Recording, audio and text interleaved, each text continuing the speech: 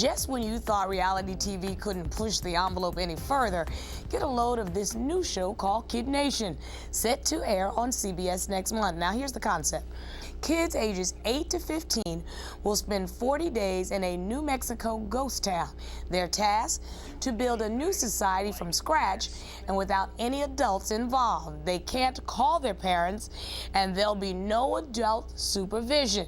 Okay, basically, there are no rules or laws unless they set them up themselves. Yep, it's a real-life Lord of the Flies. So this begs the question. Is this exploiting minors for the sake of entertaining the American public? My guest, child psychologist Dr. Susan Bartell, and pop culture expert and cultural anthropologist Dr. Marc Lamont Hill. Doctors, this is one hot topic, don't you think? It is. It really is. Okay, well, Dr. Bartell, let you weigh in first. What do you think of the show Kid Nation? Well, you know what? I think it's okay. I think, first of all, Star, if you read very carefully, they're not really unsupervised. There are camera people there, there are producers there, they actually had psychologists and physicians there. They're not really unsupervised. So now, wait a minute. So then are we, at another time on one of that, what's that show where the guy says he sleeps outside with the bears and the wolves and then he really doesn't and they really sleeping in the hotel? I mean, I don't think it's quite like that. I don't think that I think it's authentic and the kids really are doing their thing. But I don't think that they're alone completely with no one there watching them. I think there was a chef there to kind of supervise them in the kitchen a little bit. They were still doing it themselves, but there are adults around. Okay, now, Dr. Hill, something tells me you don't really agree with this kind of show. I don't. I mean, I agree that there are people around, there are adults around, there are producers around. But when you replace parents with producers, you're bound to have trouble. I mean, Hollywood has never done anything to make us think that they were good for, raising children or being responsible for our children. You know what I mean? I mean, this is a very disturbing thing. And of course, there are people around, but we've already seen from early reports that people have gotten bleach. A girl drank bleach. Someone else got grease splattered on her face. Where were those adults trying to stop that from happening? No one notified any hospital. Nobody notified any child protective services. Clearly, they're not willing to intervene because money trumps responsibility when it comes to television producers and children, particularly reality TV. Dr. Bartell, I got to ask you, what kind of parent lets their kid go off for 40 days with no contact? That's an issue for me. Right. Well, one, we don't know that hospitals weren't contacted. We don't know that no one was told when anyone got hurt, and we don't know if those kids were really, really hurt. So okay, but we do know true. They can't talk to their parents for 40 days. My kid drinks bleach. I need to know about it immediately. Maybe those parents did know. That's what we don't know. Perhaps when those kids drank bleach, if they drank bleach, the parents were contacted. Could you go 40 days without talking to your kid?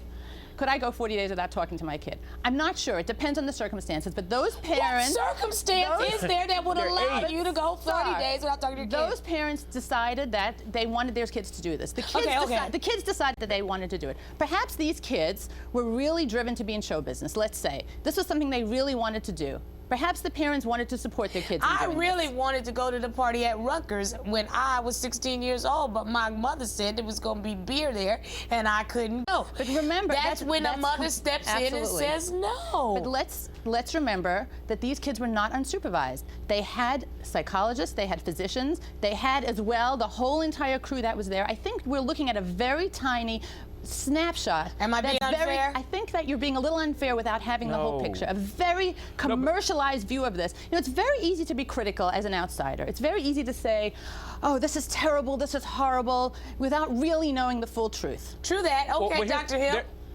Well, there are certain things that we do know to be true. One, we know 8-year-olds don't make good decisions. Some of the children on the show were 8 years old. They don't have foresight. They might want to be on TV, but that's not a good thing. We also know that many parents who push their kids to be in showbiz or to be these high achievers often also don't act in the best interests of the children. We know that. We also know that Hollywood is about the bottom line. It's about making money, not about protecting kids. That's why you see so many child stars in such bad shape when they get older. So those things, based on that, we know that this is a problematic circumstance. We also know that children were hurt.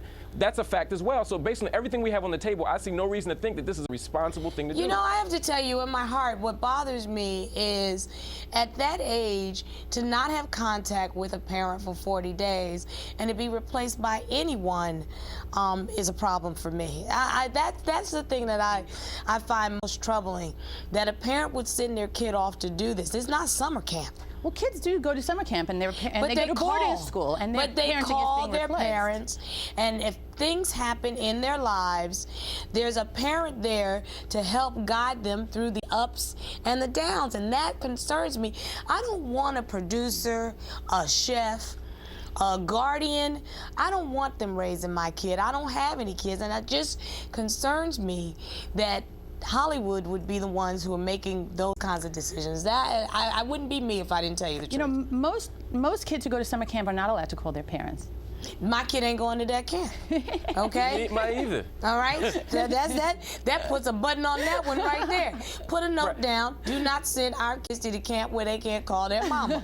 All right, exactly. then. And we also have a fairly decent idea of what happens in summer camp: canoeing, kayaking, and also sleeping. These kids are working 15 hours a day. That has to violate some kind of child labor law. Well, I tell you one thing, I'm going to find out because I like to know the facts.